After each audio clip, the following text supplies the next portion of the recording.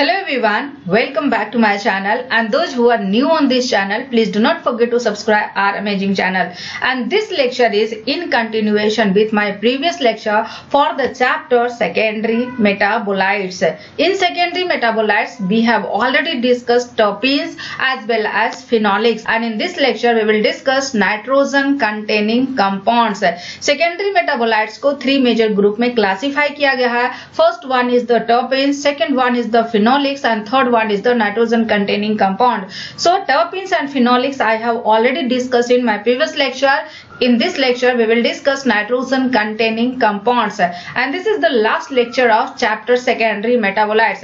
But before starting the lecture, this is about me. I am Dr. Manisha Sinha, PhD from Jawaharlal Nehru University, New Delhi, in plant microbe interaction. I have qualified CSIR, UGC, NET, JRF. Apart from that, I have qualified various national level entrance exam at BSc, MSc and PhD level. I have 8+ year research experience in biological sciences, 4+ year teaching experience, and published couple of international research paper. Now let's start the lecture, and the topic is nitrogen containing compounds. Nitrogen containing compounds is one group of secondary metabolites, and nitrogen containing compounds में 4 तरह के compounds आते हैं. First one is the alkaloids, second one is the cyanogenic glycosides, third one is the glucosinolates, and fourth one is the non-protein amino acids. और इन चारों को हम one by one discuss करते हैं. But common properties जितने भी nitrogen containing secondary metabolites हैं, they are more than 15,000, and सारे वैस्कुलर प्लांट्स को अगर हम कंबाइन करें तो approximately 20% species of vascular plants में ये nitrogen containing secondary metabolites present होते हैं. नाइट्रोजन एटम जो होता है इन नाइट्रोजन कंटेनिंग कंपाउंड्स में, nitrogen is a part of heterocyclic ring. Heterocyclic ring का मतलब क्या होता है? वैसा रिंग जिसमें मोर देन 1 एटम्स प्रेजेंट होते हैं, और इस हेट्रोसाइक्लिक रिंग में nitrogen and carbon atoms present होंगे. And this nitrogen containing compounds are considerable interest because of their toxicity to humans as well as medicinal properties.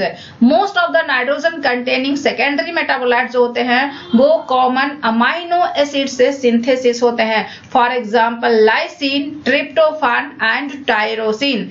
अब आते हैं अल्कालॉइड्स पे. अल्कालॉइड्स की अगर बात करें so these are the example of alkaloids. First one is the cocaine, second one is the nicotine, third one is the morphine and fourth one is the caffeine. अगर आप इनके स्ट्रक्चर को ध्यान से देखें तो नाइट्रोजन सारे में पार्ट है किसका? हेट्रोसाइक्लिक रिंग का. फॉर एग्जांपल कोकीन में nitrogen is a part of this ring. Nicotine में अगर नाइट्रोजन की अगर बात करें तो it is a part of this ring. Morphine में नाइट्रोजन की अगर बात करें तो it is part of this ring. इस रिंग का पार्ट है नाइट्रोजन इन मॉर्फिन. कैफीन की अगर बात करें तो कैफीन इस रिंग का पार्ट है एज वेल एज इस रिंग का भी पार्ट है. सो अल्कालॉइड्स में जो नाइट्रोजन होते हैं they are part of heterocyclic ring. Alkaloids की अगर बात करें तो इनकी खास बात यह है कि इसमें स्ट्राइकिंग फार्माकोलॉजिकल इफेक्ट्स होते हैं ऑन वर्टिब्रेट एनिमल्स. अल्कालॉइड्स की अगर नेचर की बात करें तो इनके नाम से पता चल रहा है कि मोस्ट अल्कालॉइड्स जो होते हैं वो अल्कलाइन होते हैं. दूसरी खास बात है क्योंकि ये सेल में प्रेजेंट होता है, सेल में या तो साइटोसोल में प्रेजेंट होगा या फिर वैक्यूल में प्रेजेंट होगा. साइटोसोल की पीएच की अगर बात करें तो पीएच 7.2 होता है. वैक्यूल की अगर पीएच की बात करें तो इट्स 5 to 6. और इस पीएच पे जो अल्कालॉइड्स का नाइट्रोजन होता है वो पॉजिटिवली चार्ज्ड होता है. इट मीन्स कि ये अल्कालॉइड्स जो होते हैं they are positively charged. Solubility की अगर बात करें तो they are water soluble. Alkaloids की अगर बायोसिंथेसिस की बात करें तो बायोसिंथेसिस इनका कुछ कॉमन अमाइनो एसिड से होते हैं, particularly lysine, tyrosine and tryptophan. Carbon skeletal जो होता है अल्कालॉइड्स का, they derive from the terpene pathway. किससे डिराइव होता है? टर्पीन पाथवे से डिराइव होता है। बहुत सारे अल्कालॉइड्स होते हैं including nicotine as well as its relative, they derive होते हैं ऑर्निथीन से। अब सवाल ये है कि ornithine is not a common amino acids.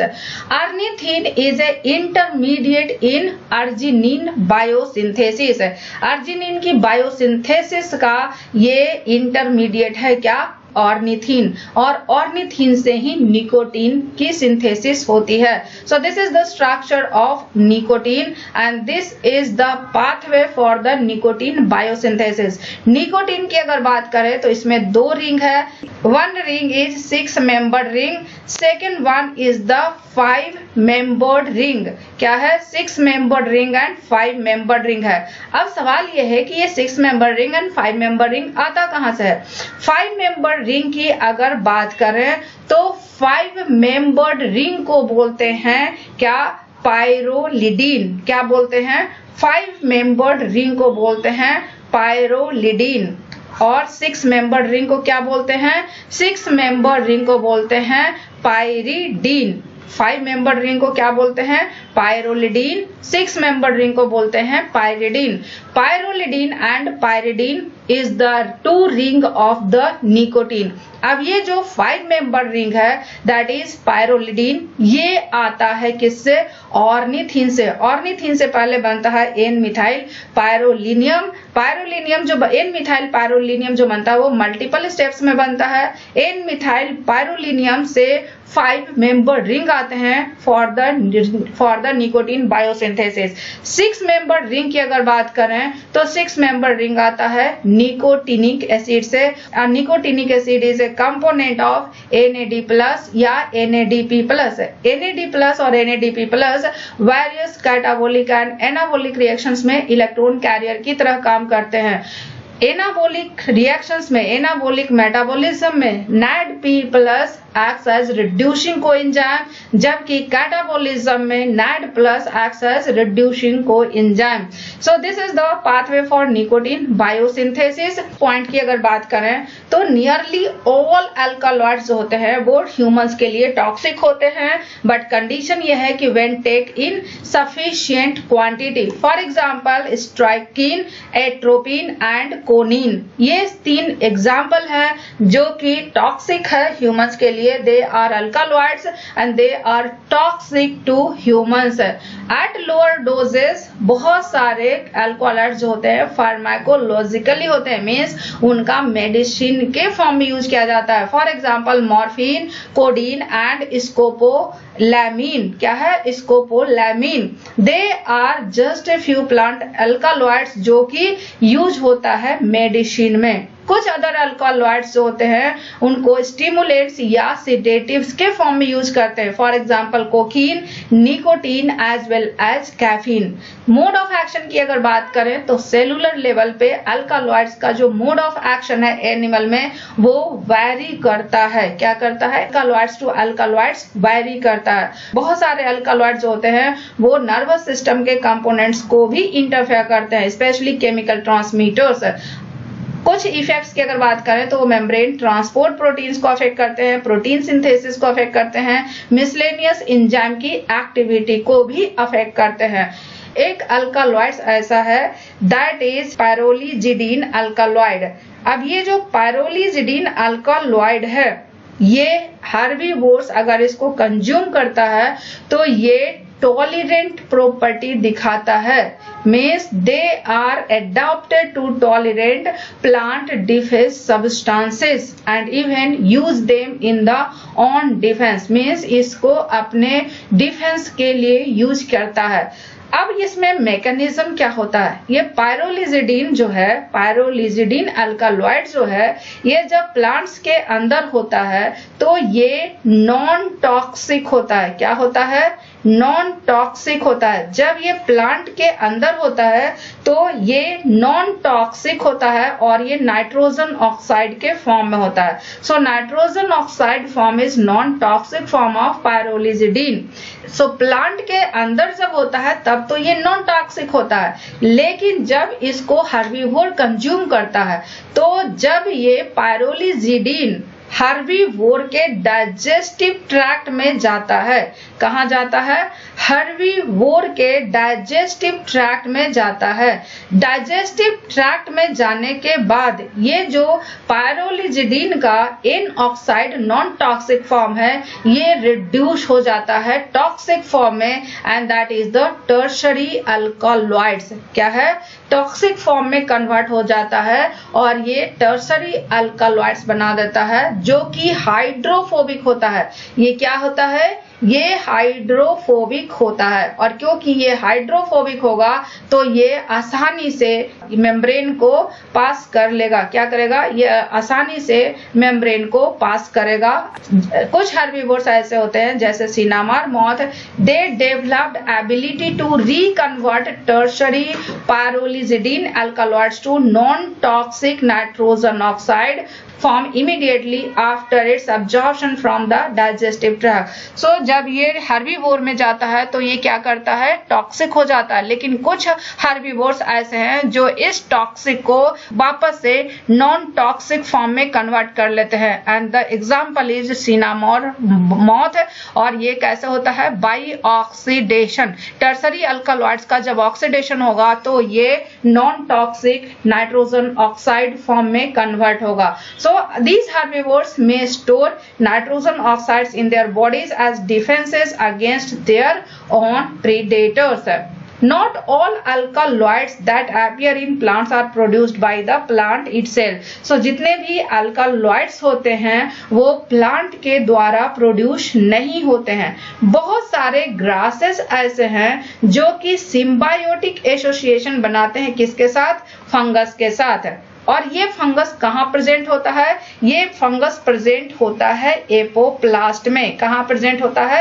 Apoplast में। और यही फंगस सिंथेसाइज करता है various type of what? Various type of alkaloids. So basically grasses के सिम्बायोसिस में क्या होता है? फंगस।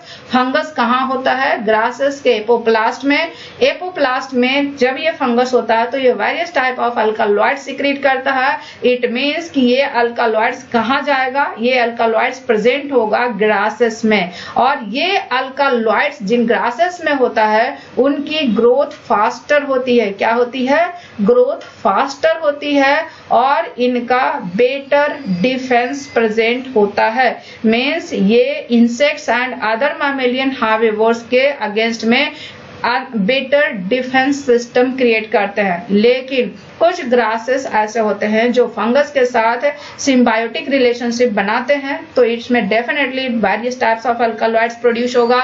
लेकिन अगर उन अल्कालॉइड्स का कंसंट्रेशन हाई रहेगा, so high concentration of alkaloids जो होते हैं वो लिव स्टॉक को हानि पहुंचाते हैं। क्या करते हैं? लिव स्टॉक को हानि पहुंचाते हैं। मीन्स ये हाई लेवल ऑफ अल्कालॉइड्स इस लिव स्टॉक के लिए क्या हो जाएगा? टॉक्सिक हो जाता है। So this is the importance of alkaloids. इनके अलावा एक और इम्पोर्टेंट पॉइंट है, like monoterpenes in conifer resin and many other anti herbivore defence compounds, alkaloids increase in response to initial herbivore damage, जो कि फोर्टिफाई करता है प्लांट को against subsequent attack. Next, nitrogen containing secondary metabolites are cyanogenic glycosides as well as glucosinolates, but in दोनों में difference है। पहले आते हैं साइनोजेनिक ग्लाइकोसाइड्स है। ये जो साइनोजेनिक ग्लाइकोसाइड्स और ग्लूकोसिनोलेट्स हैं ये खुद टॉक्सिक नहीं होते हैं, बट जब प्लांट को क्रश किया जाता है तो उससे पॉइजनस वोलाटाइल सब्सटेंसेस निकलते हैं। That poisonous volatile substances are toxic. वो जो वोलाटाइल सब्सटेंसेस होते हैं वो क्या होते हैं? टॉक्सिक होते हैं। सो दीज टू सब्सटेंसेस जो होते हैं naturally they are non toxic. So toxic कब होगा? जब प्लांट को क्रश किया जाएगा। क्या किया जाएगा? जब प्लांट को क्रश किया जाएगा तो इससे वोलाटाइल सब्सटेंसेस रिलीज होते हैं। क्या रिलीज होते हैं? वोलाटाइल सब्सटेंसेस रिलीज होते हैं and these volatile substances are poisons. क्या होते हैं? पॉइजन्स की तरह काम करते हैं। सो साइनोजेनिक ग्लाइकोसाइड्स की अगर बात करें तो साइनोजेनिक ग्लाइकोसाइड्स जो गैस रिलीज करता है, poisonous gas, that is hydrogen cyanide. क्या है? Hydrogen cyanide. साइनोग्लाइकोसाइड्स की अगर बात करें तो इनका जो डिग्रेडेशन होता है वो 2 स्टेप प्रोसेस है। This is the structure of cyanogenic glycosides. यहाँ पे एक खास पॉइंट है ध्यान देने वाली, जो कि प्रीवियस ईयर क्वेश्चन में आया हुआ है सीएसआर में। साइनोजेनिक ग्लाइकोसाइड से शुगर अटैच है। साइनोजेनिक ग्लाइकोसाइड से जो शुगर अटैच है वो ऑक्सीजन से है। इट मींस कि साइनोजेनिक ग्लाइकोसाइड में शुगर अटैच होते हैं, that is O glycosidic linkage के थ्रू अटैच होते हैं। So cyanogenic glycosides are O glycosidic sugar, जबकि ग्लूकोसिनोलेट्स में शुगर अटैच होते हैं वो सल्फर के साथ अटैच होते हैं। So glucosinolates are not O glycosidic, glucosinolates R S glycosidic. अब ये जो साइनोजेनिक ग्लाइकोसाइड्स है, फर्स्ट स्टेप में इनका क्या होता है? हाइड्रोलिसिस। क्या होता है? हाइड्रोलिसिस। और इस रिएक्शन को जो एंजाइम कैटालाइज करता है दैट इज ग्लाइकोसिडेज। ग्लाइकोसिडेज का काम क्या है? इस साइनोजेनिक ग्लाइकोसाइड से शुगर को रिमूव करना, शुगर को सेपरेट करना। और जब साइनोजेनिक ग्लाइकोसाइड से ये शुगर सेपरेट हो जाता है तो जो रिमेनिंग स्ट्रक्चर है उसको बोलते हैं साइनोहाइड्रिन। बिकॉज ये हाइड्रोलिसिस रिएक्शन है सो शुगर रिमूव हो जाता है, सो यहाँ पे OH ग्रुप अटैच हो जाता है। So this structure is known as cyanohydrin. अब इस साइनोहाइड्रिन की क्या होती है? लाइसिस होती है and the enzyme is hydroxynitrile lyase. hydroxynitrile lyase, and this lysis reaction is spontaneous, and after lysis of cyanohydrin दो प्रोडक्ट बनता है। First one is the ketone and second one is the hydrogen cyanide. और hydrogen cyanide hydrogen cyanide is a poisonous gas जो कि herbivores को affect करता है। क्या करता है? जो कि हार्बीवोर्स को अफेक्ट करता है। बेसिकली ये डिफेंस में इन्वॉल्व है against the herbivore. Cyanogenic glycoside जो होते हैं वो प्लांट की अगर बात करें तो साइनोजेनिक ग्लाइकोसाइड्स प्लांट्स में इंटैक्ट होते हैं। क्या होते हैं? इंटैक्ट होते हैं। मींस ये नॉन टॉक्सिक होते हैं। क्यों? क्योंकि जो साइनोजेनिक ग्लाइकोसाइड्स है, साइनोजेनिक ग्लाइकोसाइड्स एंड जो एंजाइम है दोनों स्पेशली सेपरेटेड है। Cyanogenic glycosides as well as hydrolytic enzyme as well as lytic enzyme both are specially separated. Cyanogenic glycosides की अगर बात करें, इसको एक एग्जाम्पल से समझते हैं।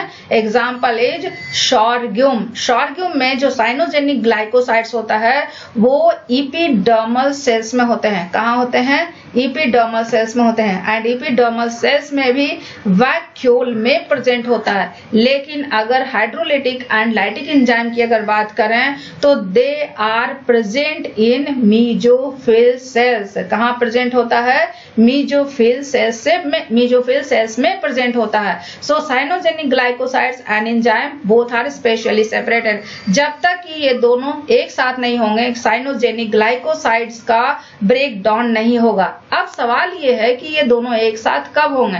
ये एक साथ तब होगा जब प्लांट डैमेज होगा। क्या होगा? डैमेज होगा। और डैमेज कैसे होगा? या तो पैथोजेनिक अटैक से होगा या हार्बीवोरी अटैक से होगा। सो जैसे ही ये डैमेज होता है ये साइनोजेनिक ग्लाइकोसाइड्स और एंजाइम पास आते हैं और साइनोजेनिक ग्लाइकोसाइड्स का ब्रेक डाउन होता है इन 2 स्टेप्स और अल्टीमेटली हाइड्रोजन साइनाइड बनाता है। और hydrogen cyanide is a poisonous gas जो कि रिलीज हो जाता है।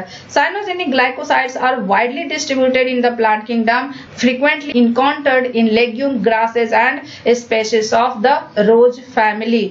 साइनोजेनिक ग्लाइकोसाइड्स की अगर फंक्शन की बात करें तो साइनोजेनिक ग्लाइकोसाइड्स का फंक्शन डिपेंड करता है हाइड्रोजन साइनाइड पे। हाइड्रोजन साइनाइड की अगर बात करें तो it is a fast acting toxin जो कि मेटालोप्रोटीन्स को इनहिबिट करता है। One of the best example of metalloprotein is cytochrome oxidase. Cytochrome oxidase is enzyme in mitochondrial respiration और ये बेसिकली इन्वॉल्व होता है ऑक्सीडेटिव फॉस्फोराइलेशन में। कहा इंपॉर्टेंट रोल प्ले करता है ऑक्सीडेटिव फॉस्फोराइलेशन। ऑक्सीडेटिव फॉस्फोराइलेशन क्या होता है? It is the formation of ATP by the proton gradient. Proton gradient break down से एटीपी का फॉर्मेशन होता है। सो हाइड्रोजन साइनाइड क्या करता है? साइटोक्रोम ऑक्सीडेज को इनहिबिट करता है। Cytochrome oxidase is a metalloprotein, basically iron containing metalloprotein. Presence of cyanogenic glycosides deter feeding by insects and other herbivores such as snails and drakes. कुछ herbivores जो होते हैं they are adapted to feed the cyanogenic plants and tolerate the large doses of hydrogen cyanide. For example, tuber of cassava that is manihot is Esculenta. This is high carbohydrate staple food in many tropical country. इसमें high level of cyanogenic glycosides present होते हैं। Traditional processing methods such as grating, grinding, soaking, drying lead to removal or degradation of large fraction of cyanogenic glycosides present in cassava tubers. However, chronic cyanide poisoning leading to partial paralysis of limb is still widespread in regions where cassava is major food source because traditional detoxification method employed to remove cyanogenic glycosides from cassava are not completely effective. In addition, बहुत सारे population जो consume करते हैं cassava, they have poor nutrition which aggravates the effects of cyanogenic glycosides. So these are the function of cyanogenic glycosides. Next one is the glucosinolates. Glucosinolates को mustard oil glycosides बोलते हैं। क्या बोलते हैं? Mustard oil glycosides. Glucosinolates की अगर बात करें तो इसको मस्टर्ड ऑयल ग्लाइकोसाइड्स बोलते हैं। They break down to release volatile defensive substance. अब सवाल ये है कि ग्लूकोसिनोलेट्स डिग्रेड होके क्या बनाता है? ग्लूकोसिनोलेट्स बेसिकली ब्रासिकेसी फैमिली में होते हैं and related family to Brassicaceae. Glucosinolates की स्ट्रक्चर की अगर बात करें तो this is the structure of glucosinolates. Glucosinolates में भी शुगर मॉलिक्यूल अटैच होता है and that is glucose. But difference ये है साइनोजेनिक ग्लाइकोसाइड्स एंड ग्लूकोसिनोलेट्स में कि ये जो शुगर मॉलिक्यूल अटैच है ये ऑक्सीजन से नहीं बल्कि सल्फर से अटैच है। इट मीन्स कि ग्लूकोसिनोलेट जो है सल्फर ग्लाइकोसिडिक लिंकेज से अटैच हैं। क्या है? सल्फर ग्लाइकोसिडिक लिंकेज है प्रेजेंट होता है ग्लूकोसिनोलेट्स में। ग्लूकोसिनोलेट्स में फर्स्ट स्टेप की हाइड्रोलिसिस होती है दैट इज थियोग्लूकोसिडेज। एंजाइम क्या है? थियोग्लूकोसिडेज। साइनोग्लाइकोसाइड्स का जो फर्स्ट स्टेप हाइड्रोलिसिस क्या था? ग्लाइकोसिडेज। बट ग्लूकोसिनोलेट्स की जो हाइड्रोलिसिस हो रहा है इट इज थियोग्लूकोसिडेज। थियोग्लूकोसिडेज से ग्लूकोज रिमूव हो जाता है and the remaining structure is a ग्लाइकोन। अब इस ए ग्लाइकोन से सल्फेट का स्पॉन्टेनियस रिमूवल होता है और रीअरेंजमेंट होता है स्ट्रक्चर का और ये दो प्रोडक्ट बनाता है। First one is the isothiocyanate and second one is the nitrile और ये डिपेंड करता है कंडीशन ऑफ हाइड्रोलिसिस पे और ये दोनों के दोनों कंपाउंड डिफेंसिव प्रॉपर्टी में इन्वॉल्व होते हैं।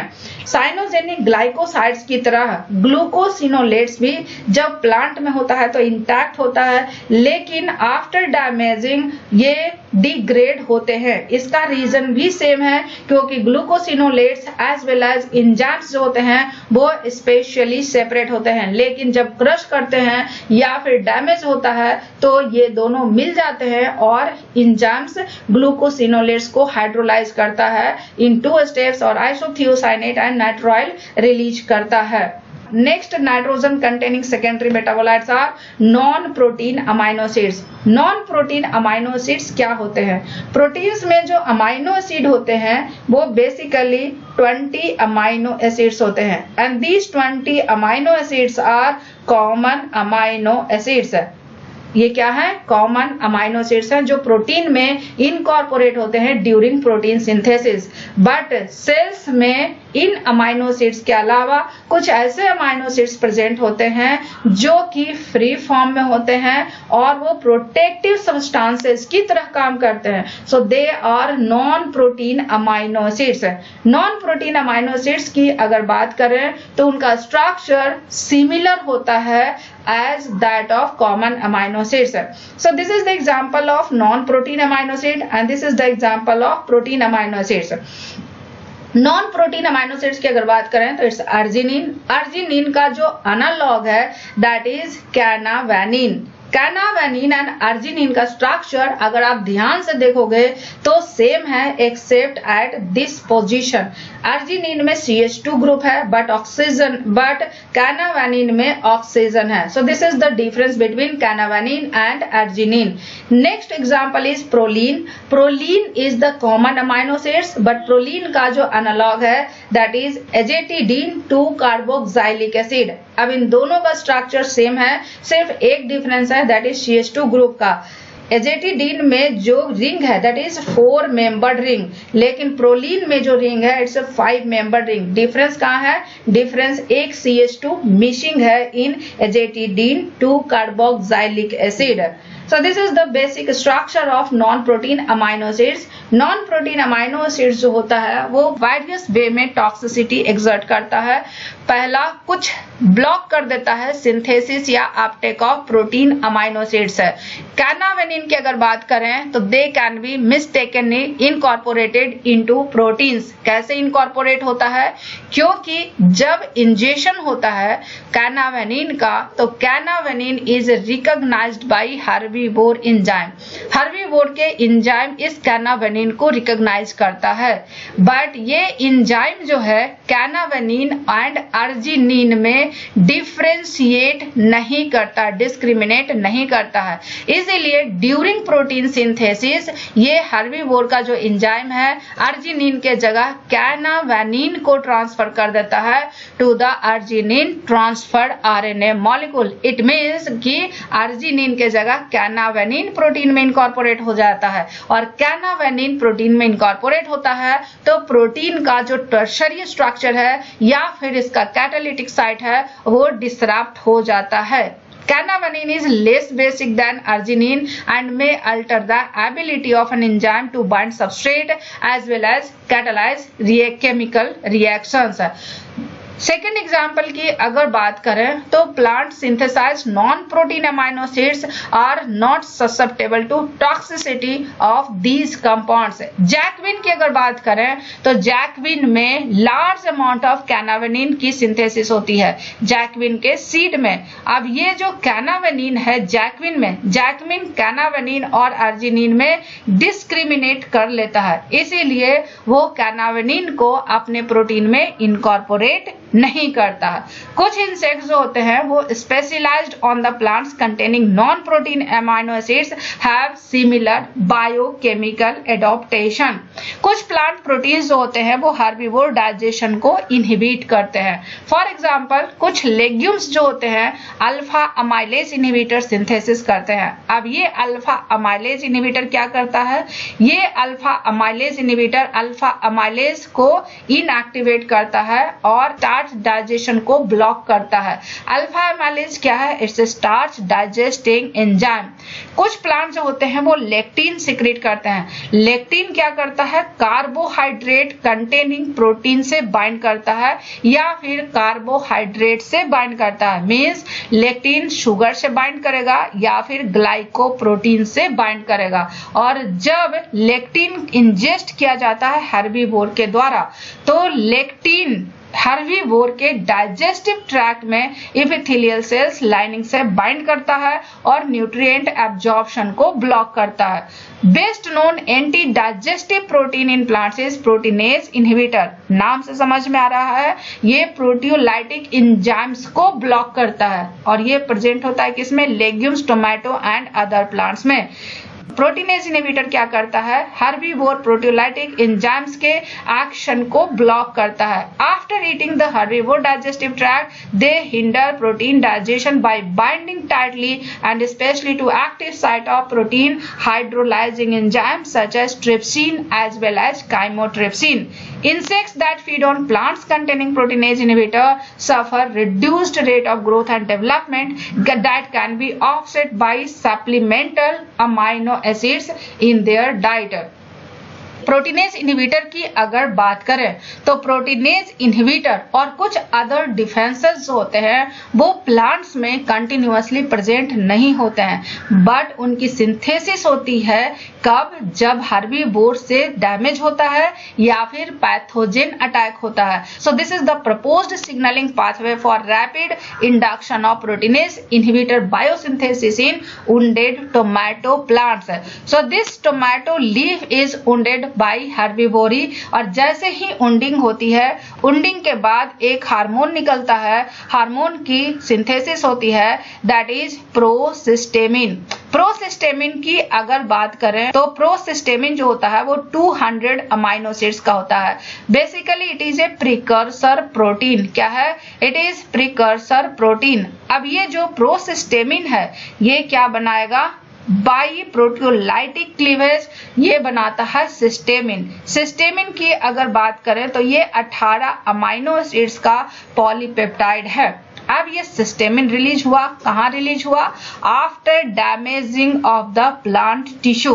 सिस्टेमिन रिलीज होने के बाद ये फ्लोएम के थ्रू टारगेट सेल्स में जाते हैं और टारगेट सेल के मेम्ब्रेन पर रिसेप्टर होता है। इस रिसेप्टर से ये बाइंड करता है। कौन बाइंड करता है? सिस्टेमिन बाइंड करता है। जैसे ही सिस्टेमिन इस रिसेप्टर से बाइंड करेगा ये लाइपेज एक्टिवेट हो जाएगा और लाइपेज का काम क्या है? लिपिड्स को हाइड्रोलाइज करना। और मेम्ब्रेन जो होते हैं लिपिड बाइलेयर के बने होते हैं और ये मेम्ब्रेन प्रोटीन को हाइड्रोलाइज करता है। क्या करता है? लाइपेज मेम्ब्रेन प्रोटीन को हाइड्रोलाइज करता है। जैसे ही लाइपेज मेम्ब्रेन प्रोटीन को हाइड्रोलाइज करता है फ्री लिनोलेनिक एसिड रिलीज होते हैं and this free linolenic acid jasmonic acid biosynthesis को एक्टिवेट करता है। जैस्मोनिक एसिड सिग्नलिंग पाथवे जो है ये प्रोटीनेज इनहिबिटर जीन को एक्टिवेट करता है और प्रोटीनेज इनहिबिटर्स की सिंथेसिस होती है। जैस्मोनिक एसिड के अलावा अदर केमिकल्स भी हैं। ABA that is abscisic acid जो कि प्लांट हार्मोन है, salicylic acid, pectin fragments from damage plant cells also appear to participate in this wound signaling cascade, but their specific role is still unclear. So this is all about nitrogen containing secondary metabolites. So we have successfully completed the chapter secondary metabolites, and in next lecture we will start brand new chapter that is stress physiology. So stay tuned for the next lecture. If you have any doubt or query, please leave comment in the comment section.